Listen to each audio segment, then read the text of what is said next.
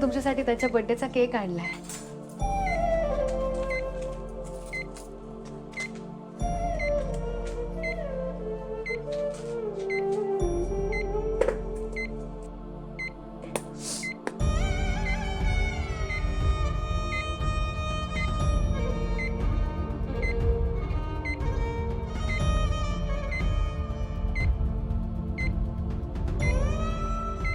ईशा आणि रीमाच्या बर्थडेचा केक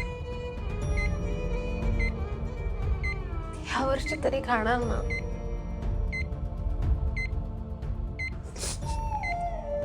आता मी त्यांच्या दर बर्थडेला तुमच्यासाठी केक घेऊन येते, पण तुम्ही खातच नाही. हा पोरं झालं ना आता. ते उठा प्लीज, उठा.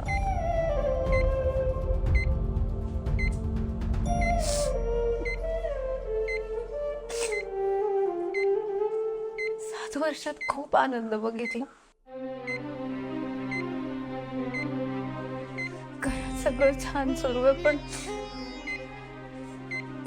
एक दुःख, एक सर मनात घर करू नये.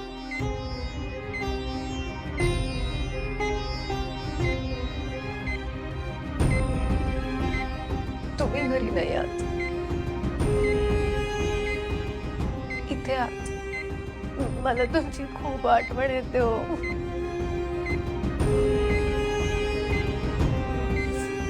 सारखं असं वाटतं की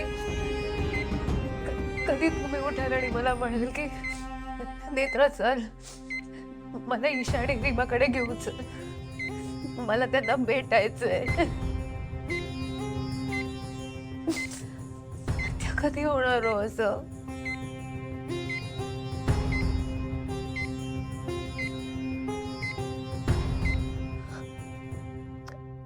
आज आपलं पण बाळ असतं तर त्यांचा पण बर्थडे सेलिब्रेट केलं असतं ना आपण.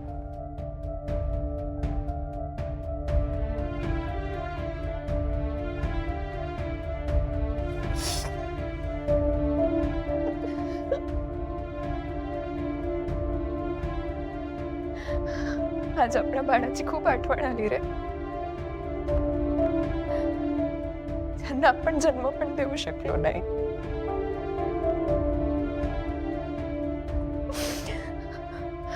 आज ईशा आणि रीमाच्या बर्थडे मध्ये सगळेच किती बिझी होते ना. सगळ्यांना त्याच्यावर खूप प्रेम आहे. माझं पण आहे तेजस. तुला आठवते जेव्हा आपल्याला कळलं होतं ना की ईशा आणि रीमाच्या जीवाला धोका आहे, तो सगळे एकत्र येऊन लढले होते आपण. तो आपल्या बाळाला वेळ असं का नाही झालं रे? सगळे जे लढत असते एकत्र येऊन फाईट केली असती तर आज आपला बेबी पण आपल्या सोबत असते ना.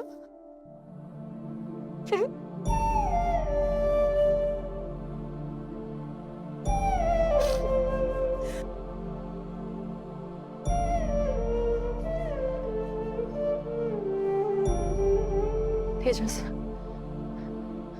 तेजस, तेजस इकडे बघ. हे बघ, हे बघ, मला मिसअंडरस्टँड नको करू दे. ईशा आणि रीमा माझ्या मुलीसारखं आहे. मी त्यांना खूप प्रेम करते, पण आपल्या बाळाला कोणीच वाचवू शकलं नाही. ते अजूनही खूप हर्ट करते.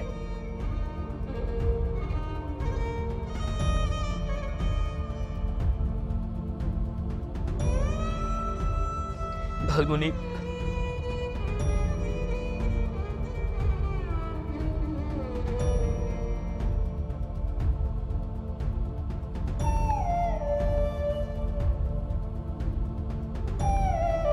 आजोबांना बाबांना जे अचीव करायचं होतं ते फायनली मी आणि तेजसने अचीव केलंय. हे बिल्डिंग्स बनवणारे राजाध्यक्ष आता मोठमोठे गव्हर्नमेंट प्रोजेक्ट्स कंप्लीट करतात. We are working internationally. हो मला सगळं मान्य आहे, पण खरंच याची गरज नव्हती. हे माझ्या बायकोसाठी काय करायचं काय नाही ते मी ठरवणार, बाकी कोणी नाही.